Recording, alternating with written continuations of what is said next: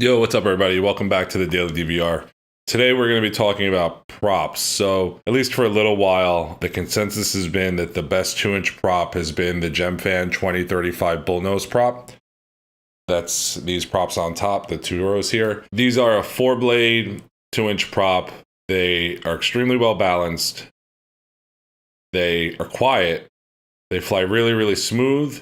And they're basically, they're very hard to break. So they bend, and you can just kind of bend them back, and they fly pretty well even after you've bent them up a little bit. I have yet to actually really break one of these props, so they're probably hands down better than most of the other 2-inch props that have been available so far. So Gemfan has come out with a new product recently. It's the Gemfan 2040.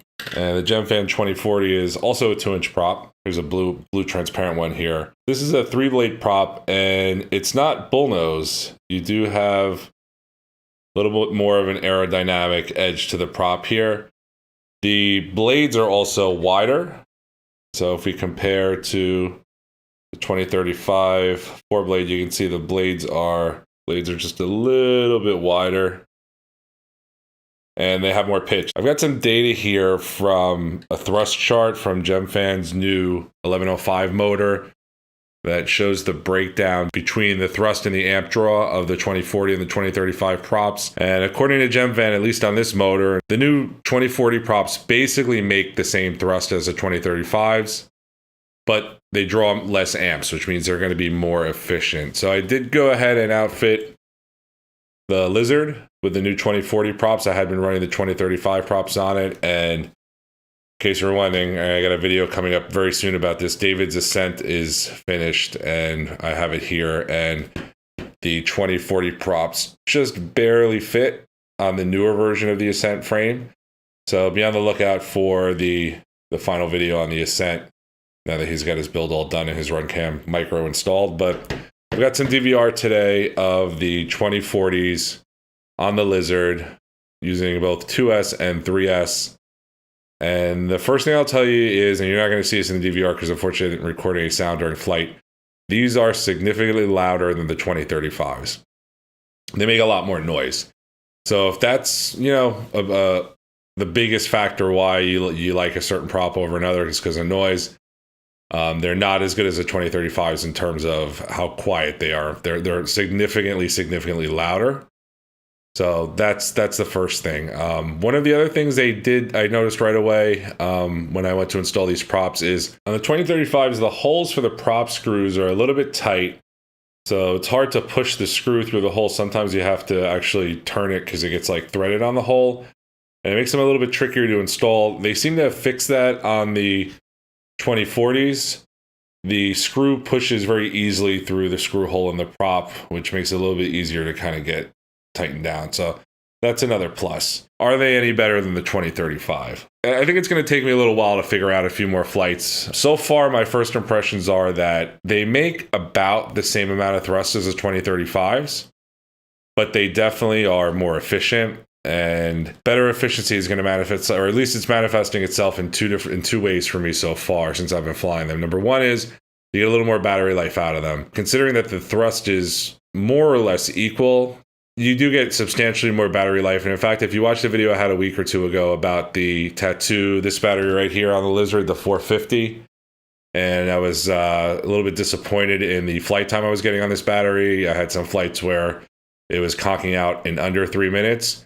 In the second DVR clip you'll see today, this battery went over 4 minutes. So that's seems like a little bit of a wild swing. I'm not going to say that you're going to get double the runtime on these new props, but they definitely are significantly more efficient. And I'll pull the data back up here. If you look at the Gemfan data from the 1105 motors, you'll see that even though the thrust is more or less the same between the two props, the 2040 draws significantly fewer amps. And the other thing that means is, at least for me, when I run 3S and the 2035s, as you know, especially on higher kV motors, 6000, 6500, 7500, motors tend to get hot. And on the 2040 props, my motors run a lot cooler. And I don't have any temperature readings to show you, but I do try to feel my motors after every flight. And On 2S, the motors were literally cold, like they weren't warm at all. And on 3S, this is with the 2040 props, they were just a little bit warm. And I've taken this guy up on 3S on the 2035s, and I've gotten the motors, you know, on a hard flight. I wouldn't say they're too hot, but they're getting there. You're starting to wonder, maybe, you know, and I was kind of turning down my D gain and trying to play around a little bit to try to reduce that a little bit. So they run a lot cooler, at least on the quads I've flown it on so far, specifically the Lizard. That being said, as far as performance goes, like I said, the thrust feels about the same. The 2035s, the 4-blade props, do feel a little bit smoother, and I may just need to do some retuning, and I could probably tune that out maybe since I'm running a little bit cooler with the 2040s. Maybe I can add a little bit of D gain and kind of smooth that out.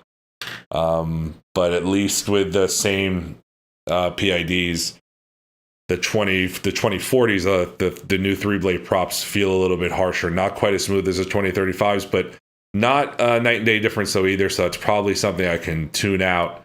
And if that's the case, these might be the new best 2-inch props. We'll have to see. Time will tell as I fly them more and more and try them out. They look great. They're really cool looking. So they come in a few different colors. These are the clear ones, obviously. There's translucent blue. I've got some green ones on the way from Banggood as well, and they also come in red. Fortunately, no purple, no clear purple, which is too bad because I really like that color. But yeah, they're great looking props. Let's weigh them, see if there's any difference in the weight of the prop. I don't know if my scale is going to kind of have enough resolution for this, but we'll see. 0.8 grams, if you can see that. And the new 2040 prop weighs in at 0.8 grams. So they weigh the same. I'm not really surprised there. I guess the bottom line here is this should be a more efficient prop, or seems like it is a more efficient prop with about the same thrust. Pretty smooth. Well balanced, didn't get any vibrations, anything crazy like that. A little bit, tiny bit more prop wash in a couple situations, you know, turns and stuff than the 2035s, which are exceptionally smooth. But again, I may just need to adjust my PIDs a little bit to do that. They run a lot cooler, and you do get increased battery life.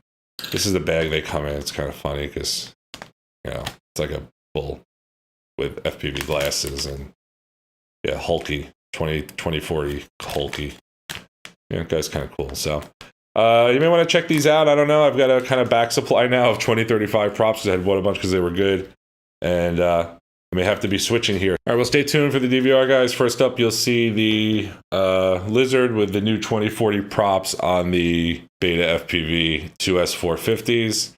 And then the second flight you'll see is on the Tattoo 3S 450. So good news is I'd rather be using these lighter 450 3S batteries than the 650. So if I can continuously get 3.5-4 minutes out of this little guy, that's great. So enjoy. Thanks for watching.